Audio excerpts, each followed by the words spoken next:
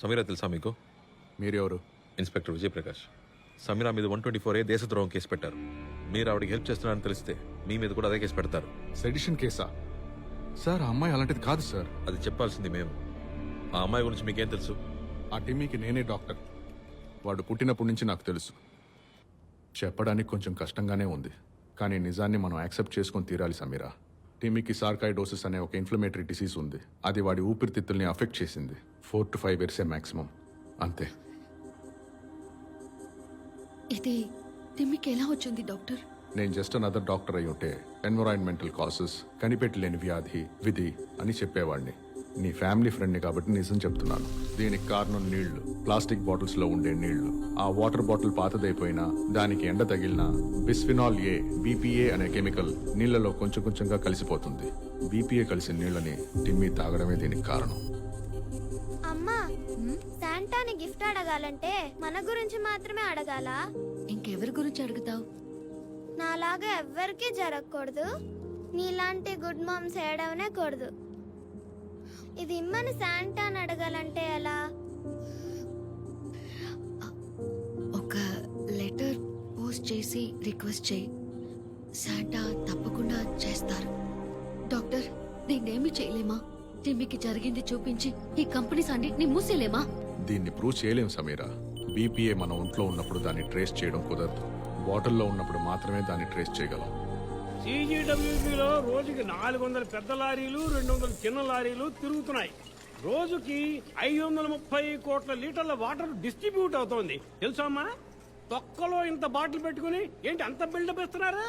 ఏదైనా కాలువ నీళ్ళు, చెరువు నీళ్ళు ఉంటే తండి, అప్పుడు టెస్ట్ చేద్దాం. బాటిల్ వాటర్ టెస్ట్ చేయడం మీ వల్ల కాదా? అలా మీకేమైనా రూల్స్ ఉన్నాయా?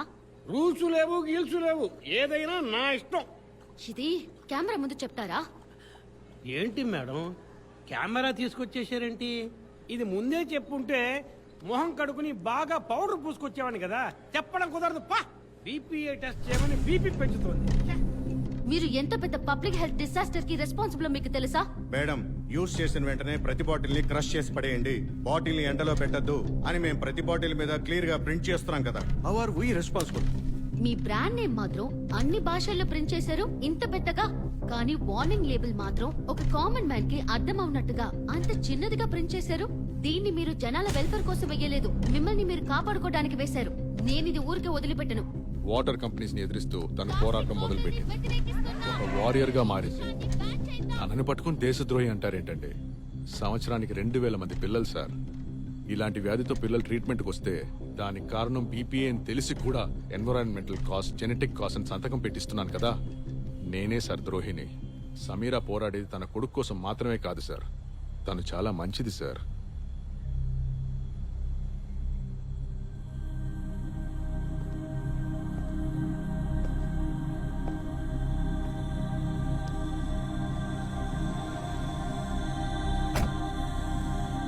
నువ్వు భోజనం చేసావా?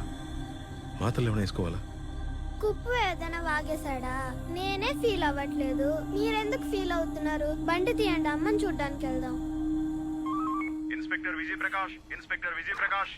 ఇన్స్పెక్టర్నే మాట్లాడుతున్నాను, చెప్పండి. మీరు వేసిన ఏపీబీకి రిజల్ట్ వచ్చింది sir. Blue kurta, grey shawl, 35 ఏళ్ల యువతి. ఆవిడప్పుడు ఎవరి కస్టడీలో ఉన్నారు? సార్, దొరికింది ఆవిడ బాడీ సార్.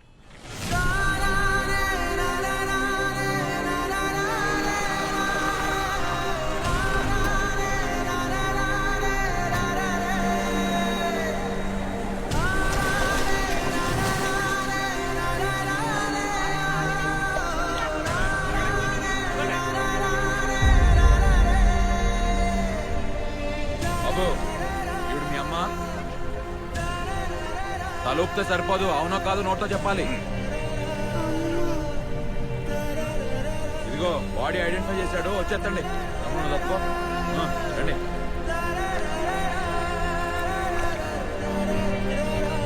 ఆంధ్ర యూనివర్సిటీ నుంచి సమీరా కొన్ని ముఖ్యమైన డాక్యుమెంట్స్ దొంగిలించారు. అన్ని వైపులా ఇరుక్కుపోయి కార్నర్ అయిపోయారని తెలుసుకుని వేరే దారి లేక ఆత్మహత్య చేసుకున్నారు. ఈ పనికి ఆవిడ పెద్ద మొత్తం అందుకున్నట్టు మా విచారణలో తేలింది. సార్ ఒక్క నిమిషం సార్, ఆ డాక్యుమెంట్స్ ఏముందో తెలుసా సార్?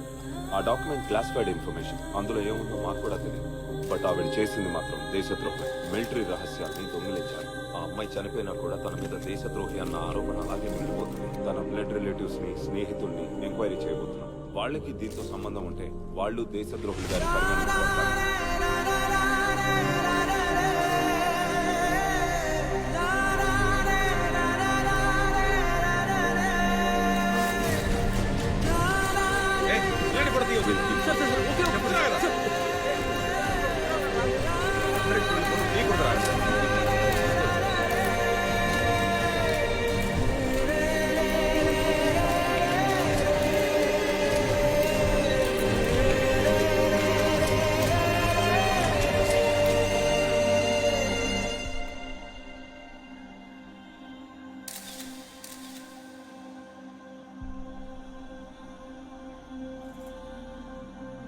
నేను లేకుంటే అమ్మ ఎలా బాధపడకుండా ఉండాలో మేము మాట్లాడుకున్నాం.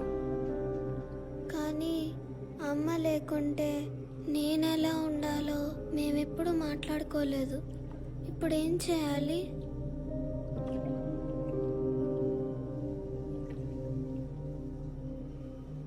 నీకు ఇంకెవరైనా ఉన్నారా? విక్టర్ తాత ఉన్నారు.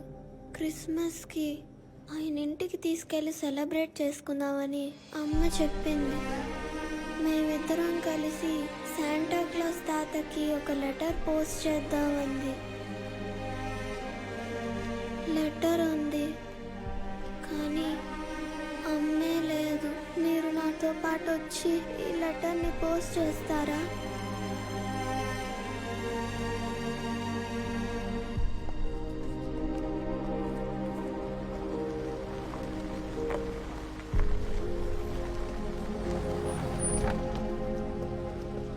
సార్ సమీరా వాళ్ళ అబ్బాయిని తీసుకెళ్ళాలి. బ్లడ్ రిలేషన్స్ ని స్క్రీన్ చేయమని ఆర్డర్ వచ్చింది.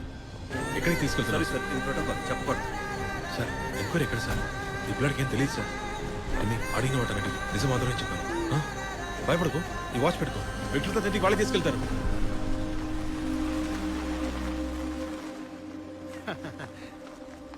విజయ్ ఇలా చూడు, ఈ కేసులో ఎఫ్ఐఆర్ ఫస్ట్ నువ్వే ఫైల్ చేశావని, ఏపీబీ కూడా ఫస్ట్ ఫైల్ చేసి నువ్వేనని, ఇది నీ కేసు అని కేసు షీట్ ని ఫైల్ చేయించా.